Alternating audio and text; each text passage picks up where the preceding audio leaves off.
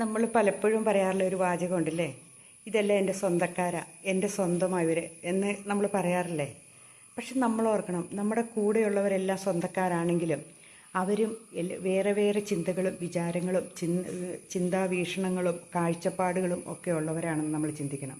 നമ്മുടെ സ്വന്തമാണെന്ന് പറഞ്ഞാലും അവരുടെ സ്വന്തമായ ചില തീരുമാനങ്ങൾ ഉള്ളവരായിരിക്കും, അവർക്ക് സ്വന്തമായ ഓരോ അഭിപ്രായങ്ങളുള്ളവരായിരിക്കും, അവർക്ക് സ്വന്തമായി ഓരോ കാര്യങ്ങൾ ചെയ്യാൻ കഴിവുള്ളവരായിരിക്കാം. നമ്മൾ സ്വന്തമെന്ന് പറയുമ്പോഴും അവർ നമ്മളോട് യോജിക്കണമെന്നില്ല.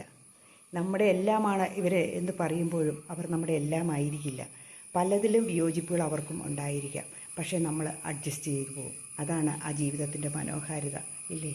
പലപ്പോഴും അഡ്ജസ്റ്റ്മെൻറ്റിലൂടെയാണ് നമ്മൾ ജീവിച്ചു പോകുന്നത്. പക്ഷേ ഒത്തിരി കാലം നമുക്ക് അഡ്ജസ്റ്റ് ചെയ്യാൻ സാധിച്ചു എന്നും വരില്ല. ഒരു സമയം വരെ നമുക്ക് അഡ്ജസ്റ്റ് ചെയ്തു പോകാം. പലപ്പോഴും നമ്മുടെ സ്വന്തം എന്ന് പറയുന്നവരായിരിക്കും നമ്മുടെ അഡ്ജസ്റ്റ്മെൻറ്റുകളെല്ലാം തെറ്റിക്കുന്നത്. ചിന്തിച്ചു നോക്കിയേ, ശരിയാണോ എന്ന്.